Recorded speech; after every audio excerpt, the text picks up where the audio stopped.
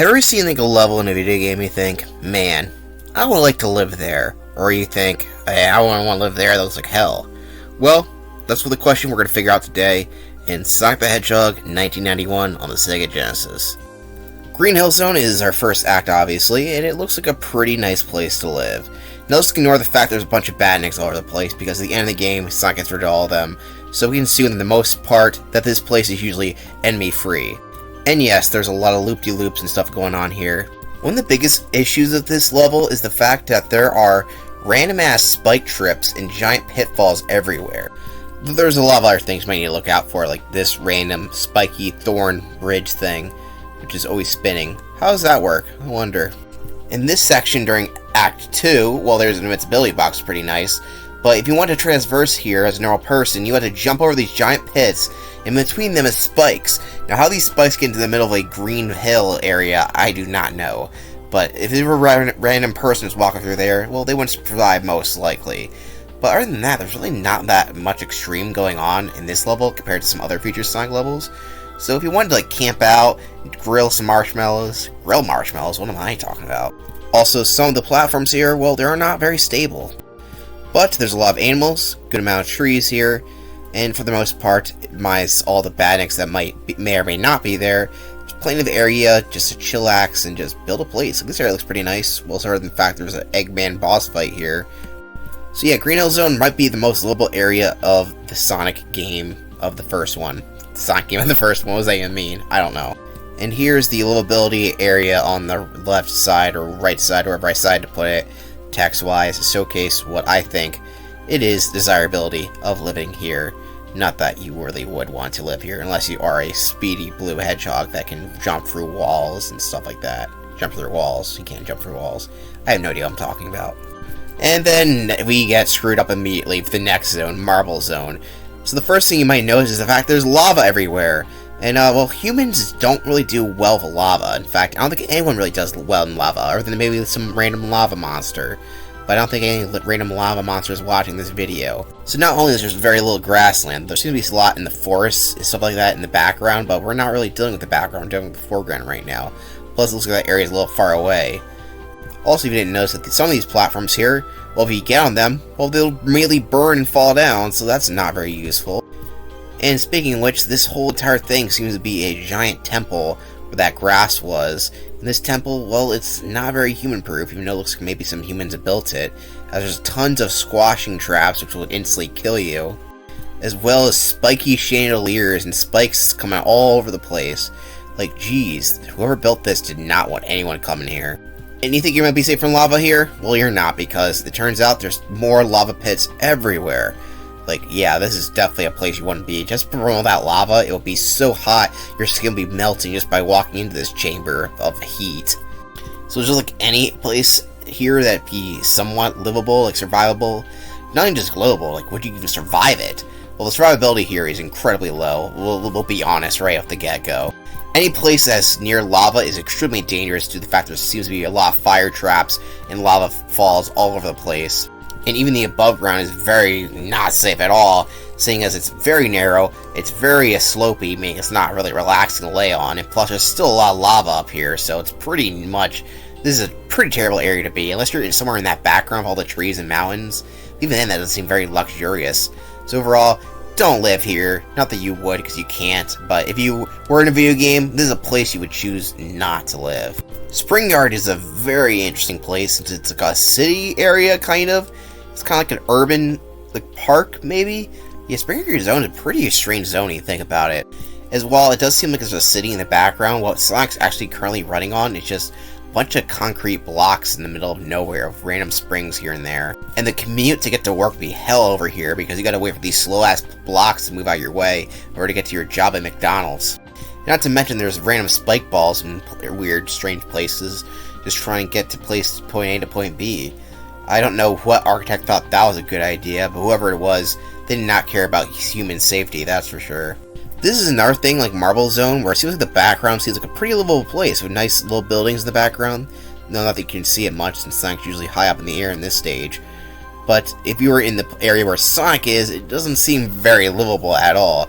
getting rid of all the badniks. It's pretty much just a bunch of very high area where you have to go on these slow moving platforms to get back down. Or you're in this down area where you're being bounced constantly by a bunch of springs, not designed for anyone but Sonic himself.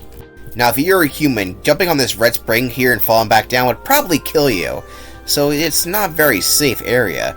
I mean, there's no really good elevators here. I mean, these blocks are the best thing you got, and they suck ass. So yeah, while this isn't as bad as Marble Zone, there's a lot of safety hazards here that would not pass any scrutiny by any government body. So Springyard Zone does not get the seal of approval. But hey, there's some nice bushes in the background. Alright, so Labyrinth Zone is, well, I don't need to say much about it. Not only is it a really unfun stage to play in the game, it kills the entire momentum of the game as it is. It also doesn't seem like a place that'd be very livable, because most of it, if not a majority of it, is underwater.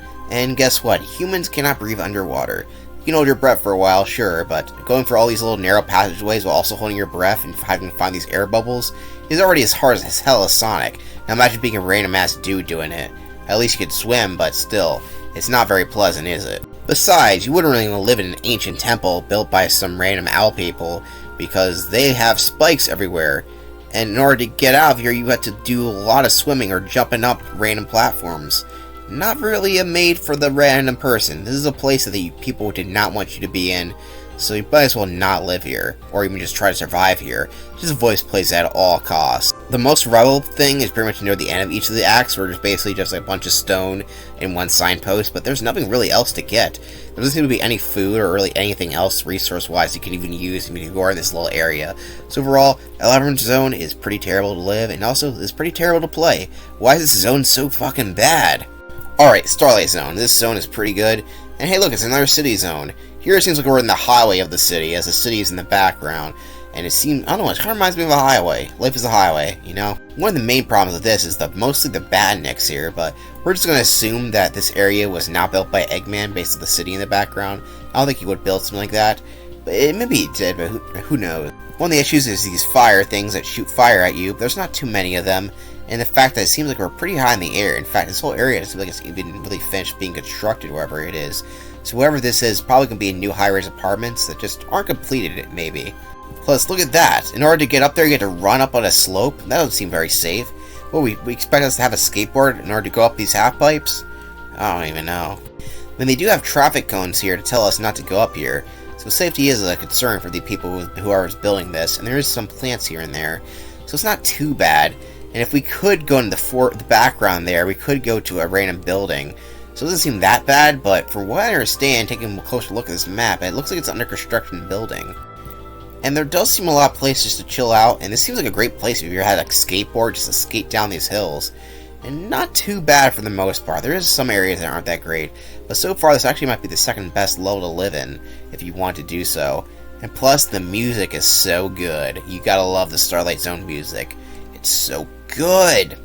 Though I would really hate to use those blocks to bounce up a level. That would suck. And the last zone of the game is Scrap Brain Zone. I don't even think I need to say anything about this zone. This is literally Eggman's base, meaning that all the badniks would be here no matter what. And, well, there's a lot of death traps here, whether it comes to things trying to crush you to death, disappearing platforms which would be impossible to navigate if you're a regular person, fire shooting out of pipes that are not blocked off, very dangerous, not safety. Look at these elevators, that's not code approved. And in order to navigate layer levels, you have to go on these spinning random balls here. Some gears maybe, which, I don't know. I don't think that sounds very safe. Seems like you can get a lot of nausea from that. But at least there is an elevator system here, which may give you nausea, but that's alright. At least it gives you something.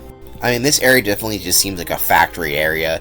I mean, obviously it is. I mean, what else would you call this area? This is definitely not a place where you want to be running around in, let alone trying to live your life. I don't think there's any safe place in this level, because it seems like there's enemies going to be coming out the wazoo. After all, this seems to be an area that Eggman's been building multiple badniks to try to stop you. Or Sonic, I should say, in this case. You're just a random human, but I don't think he wants a random human running around his base anyway. And also, as it was revealed in Act 3, Scrap Brain Zone is built on top of a giant temple that's exactly like Labyrinth Zone. I already established that Labyrinth Zone is one of the worst areas to live in the game, so it makes Starlight Zone even worse to live in. I mean, I don't even see... I actually think this is even worse. This Act 3 is easily worse than Act 1 and 2 because of how dangerous Labyrinth Zone is as a human being. Oh, I might as well count Final Zone because it's technically a separate zone, even though it's just Scrap Brain Zone again with different type of music in the final boss. This is a weird final boss, by the way. I talked about it in my Sonic 1 review. But yeah, this is just a boss fight, so it's kind of hard to say. Would you be able to live here? Well, if you're in Eggman's position, I guess it won't be too hard. But if you're like in the Sonic position, you'd probably be dead. Well, I won't lie, you'd be dead at this point. And yeah, that is about it for every Sonic level in Sonic 1 that I think will be livable. Pretty much none of them are livable. Maybe just Green Hill Zone and Starlight Zone. That's about it. Even then, that's just like a really high ranking. You have to be very careful in those zones even still. So yeah, Green Hill Zone's the only stage that I could probably start living in and you'd be pretty much fine. And the worst level to live in will probably be Labyrinth Zone, even though there is a Labyrinth Zone in Scrap Brain Zone. I feel there's more breathable areas in Scrap Brain Zone, even though it doesn't seem like there is, just in comparison. And yeah, there is an Act 3 Labyrinth Zone in Scrap Brain Zone. It's not as hard as Labyrinth Zone. I just hate this zone, alright? So yeah, thank you for watching. Make sure to avoid any lava pits here. If you like this, make sure to tell me down below, and maybe I'll do one for Sonic the Hedgehog 2. Let me know.